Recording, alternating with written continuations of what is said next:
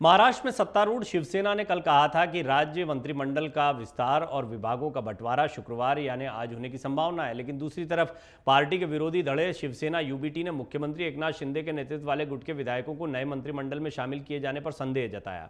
आज विभागों का बंटवारा होने की संभावना जताई जा रही है। सूत्रों ने बताया कि शिवसेना भारतीय जनता पार्टी के गठबंधन में एनसीपी विधायकों के शामिल होने से मंत्रालयों के बंटवारे को लेकर विवाद शुरू हो गया है।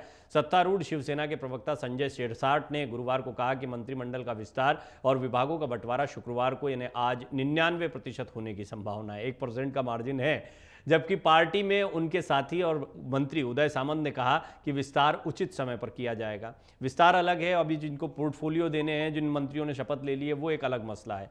शिंदे के विधायकों के मंत्रिमंडल में रहने पर सस्पेंस। वहीं शिवसेना यूबीटी ने सत्तारूढ़ पर कटाक्ष करते हुए कहा था कि इस बात पर संदेह है कि शिंदे के नेतृत्व वाले दल के विधायकों को मंत्रिमंडल में जगह दी जाएगी या नहीं। महाराष्ट्र विधान परिषद में विपक्ष के नेता और शिवसेना यूबीटी के सदस्य अंबादास दानवे ने कहा कि भाजपा जिन लोगों को साथ लेकर आई है उसके लिए उन्हें संतुष्ट कर पाना मुश्किल होगा। दानवे ने कहा, मंत्री बनने के इच्छुक विधायकों की संख्या और उपलब्ध वास्तविक पदों से असंतुलन है। भाजपा कार्यकर्ताओं में काफ़ी असंतोष है।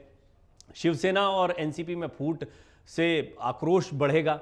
और महाराष्ट्र विधान परिषद में विपक्ष के नेता ने यह भी कहा है कि ऐसे में कैबिनेट विस्तार एक चुनौतीपूर्ण काम है। दानवे ने कहा कि मंत्री पद की शपथ लेने वाले एनसीपी विधायकों को विभागों का आवंटन अभी तक नहीं हुआ है, तो मंत्रिमंडल विस्तार का एक और दौर कब होगा। ऐसा प्रतीत होता है कि उन्होंने शपथ ग्रहण समारोह के लिए जो नए सूट सिलवाए वो संभवतः इस्तेमाल नहीं हो पाएंगे। शिवसेना यूबीटी के नेता संजय राउत ने कहा कि इस पर संदेह है कि कैबिनेट विस्तार होगा, क्योंकि इससे दो सत्तारूढ़ समूहों शिवसेना और एनसीपी में आक्रोश फूट पड़ेगा। आपको बता दें कि राष्ट्रवादी कांग्रेस पार्टी के नेता अजीत पवार और उनकी पार्टी के 8 अन्य विधायकों ने 2 जुलाई को महाराष्ट्र सरकार के मंत्रियों के तौर पर शपथ ग्रहण कर ली थी। इस सियासी सरप्राइज के कारण शरद पवार नीति एनसीपी में फूट पड़ गई थी। अब क्योंकि विभागों का बंटवारा नहीं हुआ है, ये पहला कारण है। दूसरी बात यह है कि क्या होने वाला है शिंदे गुट के विधायकों का, क्योंकि कैबिनेट के लिए तो अब जगह ही नहीं बची है। जितना कोटा था वो 3 जगहों पर बढ़ गया है। तो ऐसे में बहुत से जो विधायक हैं वो मंत्री बनने की आस लगाए बैठे थे।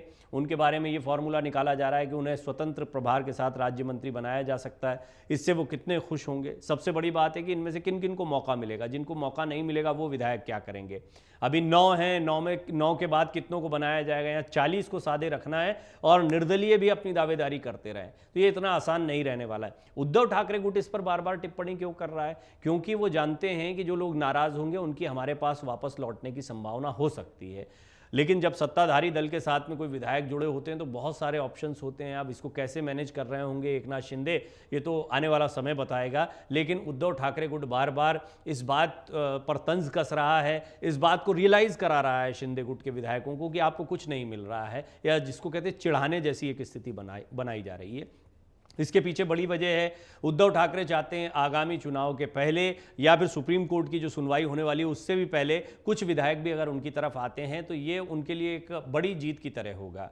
उनसे नाराज़ होकर जब एकनाथ शिंदे गए थे या बगावत की गई थी तो सिर्फ अकेले एकनाथ शिंदे ने ये बगावत नहीं की थी। जब पार्टी का एक बड़ा धड़ा बगावत करता है तो उसके बाद में प्रश्न चिन्ह खड़े हो जाते हैं। उद्धव ठाकरे को इस बात का भी तो जवाब देना है कि क्यों उनसे इतनी बड़ी तादाद में पार्टी के नेता नाराज़ थे, पार्टी के पदाधिकारी नाराज़ थे, और क्यों उन्हें इसकी भनक नहीं लग पाई। तो कुल मिलाकर उद्धव ठाकरे की अपनी सियासत पर भी कई सवाल खड़े हुए हैं। इसके जवाब भी उद्धव ठाकरे को देना अलग है। इसके लिए वो जनता के बीच में जा रहे हैं, बार बार कह रहे हैं सत्ता की लोलुपता की वजह से, सत्ता के लालच की वजह से उनके साथ में बगावत की गई है। अब हालांकि जिस तरीके से एनसीपी में भी यही सब देखने को मिला है, ये एक मॉडस ऑपरेंडी, एक तरीका दिखाई पड़ रहा है कि महाराष्ट्र में सत्ता परिवर्तन के लिए इस फूट का इस्तेमाल किया गया है। अब क्या इसका आगामी चुनाव में इस गठबंधन के ऊपर नकारात्मक असर पड़ता है या फिर ये गठबंधन और मजबूती के साथ में चुनावी मैदान में उतरेगा, ये तो जनता बताएगी। जनता के साथ साथ में चुनाव के नतीजे बताएंगे जब वो वोट पड़ेगा। लेकिन एक बड़ा सवाल ये भी खड़ा हुआ है कि क्या उद्धव ठाकरे अपने इन विधायकों की बाट जो रहे हैं, या फिर शरद पवार और उद्धव ठाकरे इस आपदा को एक अवसर की तरह देख रहे हैं? क्योंकि हमने देखा है वो सहानुभूति जो शायद सत्ता में रहते हुए या शायद अभी तक नहीं मिल पा रही थी उद्धव और शरद पवार को, वो एकदम से उनके लिए आम लोगों की हो सकती है। साथ ही साथ में इतना कंफर्टेबल पोजीशन में अजीत पवार का गुट और शिंदे का गुट भी नहीं दिखाई देता है कि वो अपने आप को पूरे साहस के साथ में या पूरे कॉन्फिडेंस के साथ में ये कह दें कि हम ही असली हैं। जमीन पर जनता के बीच में। देखिए, यूं तो दावा किया जा रहा है, अजीत पवार पहले ही कह चुके हैं कि हम असली एनसीपी हैं। एकनाथ शिंदे के पास तो अब चुनाव चिन्ह भी आ गया, नाम भी आ गया, तो वो असली एनसीपी हैं, माफ कीजिएगा असली शिवसेना है। लेकिन इस सब के बावजूद बड़ा सवाल यही खड़ा होता है कि इन दोनों के साथ में जो चैलेंजेस हैं वो क्या दूर हो गए हैं? ये चैलेंजेस इतनी आसानी से दूर नहीं होंगे और इसीलिए उद्धव ठाकरे और वहां दूसरी तरफ शरद पवार दोनों इस पर नजर बनाए हुए हैं। अमर उजाला अब आपके टीवी पर भी। अपने स्मार्ट टीवी पर YouTube पर सर्च करें अमर उजाला, चैनल सब्सक्राइब करें और देखें ताजा खबरें, वो भी HD क्वालिटी में।